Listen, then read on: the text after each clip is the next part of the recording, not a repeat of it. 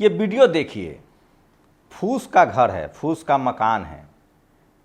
एक शख्स बनियान पहने हुए है, फुल पैंट पहने हुए हैं और कुर्सी पर बैठे हुए हैं। कहा जा रहा है कि संवैधानिक रूप से वो शेड्यूल कास्ट हैं। उनका एक संवैधानिक नाम है शेड्यूल कास्ट। हजारों जातियों को बाबा साहब ने जिनके साथ छूआछूत हुआ, भेदभाव हुआ, उसको एससी कहा है, शेड्यूल कास्ट कहा है। जैसे हजारों जातियों को, 5000 से ज़्यादा जातियों को जिनको पढ़ने लिखने नहीं दिया गया, जिनके पास ज़मीन भी है, पढ़ने लिखने लेकिन नहीं दिया गया, जो हाई कोर्ट सुप्रीम कोर्ट में जज एसपी डीएम नहीं है, जो शैक्षणिक रूप से पिछड़े हैं, एजुकेशनली बैकवर्ड हैं, सोशली बैकवर्ड हैं, अनटचेबिलिटी नहीं हुआ, उसको बाबा साहब ने ओबीसी कहा है। बाबा साहब ने जो जंगलों में रहे, जिनके पूर्वज यहाँ के इंडिजीनियस, उनको एसटी कहा है, शेड्यूल ट्राइब। तो ये है, ये वीडियो जो दिखा रहा हूँ, ये मऊगंज जिले की है, मध्य प्रदेश के मऊगंज जिले के। वहाँ बीजेपी की सरकार है, एक ओबीसी मुख्यमंत्री है, बीजेपी की सरकार है। और ये घटना जो है एमपी के मऊगंज जिले के ग्राम पंचायत पिपरा के चितईपुरवा गांव का मयंक द्विवेदी नाम का ये मनुवादी महज इसलिए भड़क गया क्योंकि एक एससी समाज के अशोक साकेत कुर्सी पर बैठे हुए थे और ये गाली गलौज और जातिवाद करने लगा। मैं बार बार कहता हूं, इस देश में यूपी और बिहार में जातिवाद के खिलाफ लड़ाई है। ये जो जातिवादी मनुवादी मीडिया जो आपको समझाता रहता है कि उत्तर प्रदेश और बिहार में लोग जाति देखकर वोट करते हैं, सच्चाई ये नहीं है।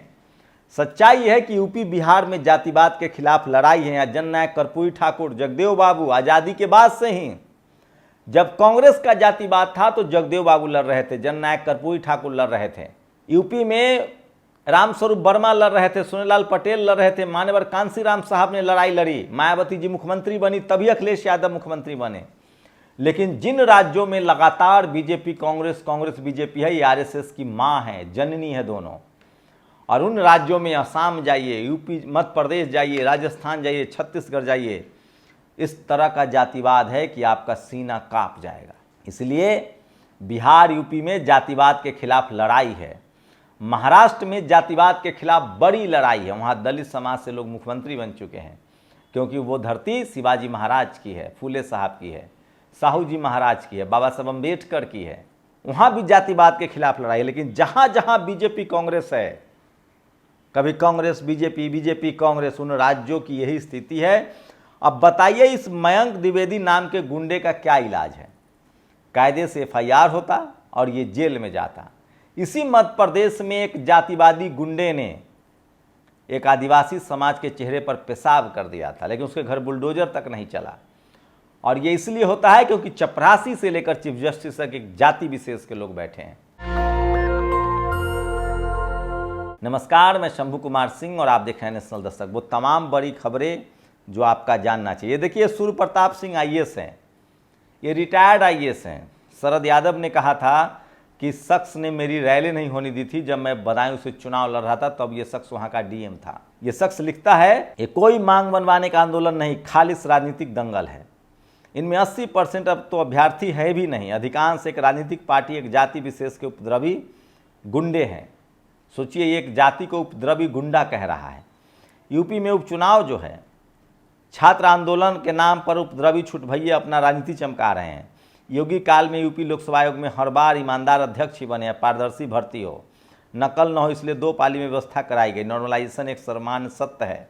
असली अभ्यर्थी एग्जाम की तैयारी पर ध्यान दे। पढ़ने वाले मेधावी परीक्षार्थियों को वैसे भी कोई दिक्कत नहीं होती।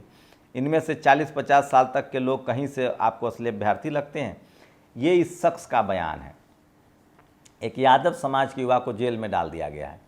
आपको बता दें कि Uttar Pradesh public service commission के जो अध्यक्ष हैं वो ठाकुर समाज से हैं, योगी साहब के स्वजाती हैं। और उनके दौर में कॉपियां बदली गई हैं जजों की भर्ती में।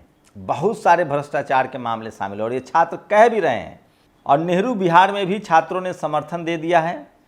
और सोचिए, ममता त्रिपाठी लिख रही हैं, आयोग तेरी तानाशाही नहीं चलेगी। ये नारा लगाते हुए छात्रों ने पुलिस के सारे बंदोबस्त को धत्ता बता दिया है। लोक सेवा आयोग है या लोक सेवा आयोग है, दीपक सिंह ने ट्वीट किया है। यूपी के बेरोजगार 3 दिन से धरना दे रहे थे। आज सुबह सुबह पुलिस एक्टिव हुई, कई बेरोजगारों को धरना स्थल से पकड़कर ले जाया गया। रणविजय सिंह पत्रकार भी हैं और हमेशा तंज करते रहते हैं। होने का खुदा तुझको तकबूर है, तू रख, बंदा न कोई तेरी इबादत को आएगा। ममता त्रिपाठी लगातार योगी आदित्यनाथ पर हमलावर हैं और लड़के को 7 नहीं 70 टुकड़े में काटना चाहिए था। सोचिए, बिहार में एक एससी समाज का युवक एक मुस्लिम लड़की से प्यार करता था। उसके भाई पर आरोप है कि उसने मुंबई में जाकर, पुणे से उस लड़के को बुलाकर मुंबई ले जाकर उसके 7 टुकड़े कर दिए। ये है जातिवाद। इस देश में जातिवाद पर सबसे ज़्यादा कोई पीड़ित है तो एससी समाज के लोग हैं, एसटी हैं, फिर पिछड़े हैं। और सोचिए, जो लोग आज धर्म के नाम पर सताए जा रहे हैं उनके दिमाग में भी जातिवाद का किस तरह से जहर भरा हुआ है। और प्रयागराज में बड़ी संख्या में नौजवान आंदोलन कर रहे, अखिलेश यादव लगातार बात कर रहे हैं, तो ये सबसे बड़ी खबर है। और सोचिए, इंडोनेशिया का वीडियो है ये, भारत में जातिवाद कभी का खत्म हो चुका है। तो सोचिए किस तरह से एससी समाज के और आज की रोशनी भविष्य के अंधकार को मिटाएगी। लक्ष्मण यादव लगातार। चंद्रशेखर आज़ाद ने बिहार के निवासी रघुनंदन पासवान की हत्या की निंदा की है और आरोपियों को पकड़े जाने के लिए जल्दी से जल्दी मांग की है। और रणविजय सिंह ने एक बड़ा मार्मिक मजाक किया है, कमेंट किया है।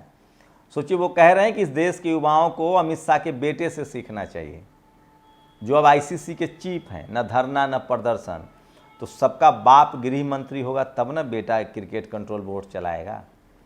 इस देश में मेरिट के नाम पर लगातार इस देश के 90% छात्रों का कत्ल हुआ है। इलाहाबाद भी गजब है, अपने अपने गांव जिला में सब लड़के अलग जातियों के हैं, अलग अलग राजनीतिक विचारधारा के हैं, लेकिन इलाहाबाद फेविकॉल है, इन्हें एक कर देता है। ये प्रोटेस्ट न किसी जाति का है न धर्म का है, छात्रों का है। नोटिस लेने आए हैं, नोटिस लेकर जाएंगे, छात्रों का नारा है। और सबसे बड़ी खबर है, सोचिए, पुलिस ने सुबह कोशिश की, उसके बाद भी छात्र जो हैं वो लगातार डटे हुए हैं। इलाहाबाद में एक दिव्यांग छात्र की बैसाखी पुलिस ले गई है। दिल्ली के मुखर्जी नगर में भी प्रोटेस्ट चल रहा है। लक्ष्मण यादव ने ट्वीट किया है, न डरेंगे न हटेंगे, जुड़ेंगे और जीतेंगे। प्रदर्शन लगातार जारी है। साथियों, हम तमाम बैरिकेड को लांघते हुए लोकसभा आयोग तक पहुंच गए हैं। अश्विनी कुमार यादव ने ट्वीट किया है, जैसे करते योगी योग वैसे लड़खड़ा रहा आयोग। ये पोस्टर सोशल मीडिया पर वायरल है। यूपी के बेरोजगारों ने पुलिस के बैरिकेड तोड़ दिए हैं। रणविजय सिंह का ये ट्वीट है।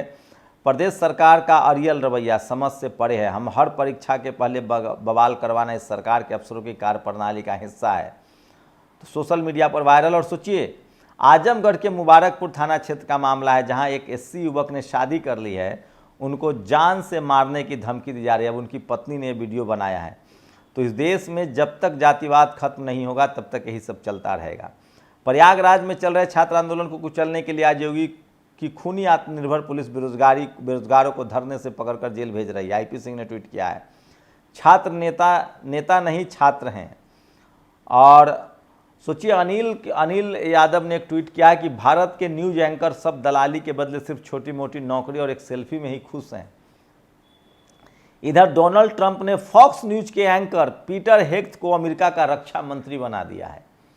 और एक विदेश बिजनेसमैन है एलन मस्क, उनको भी उन्होंने बड़ा पद दिया है, मंत्री से भी ऊपर। पापा मम्मी हिंदू खतरे में नहीं है, आपके बेटे बेटियों की भविष्य खतरे में है।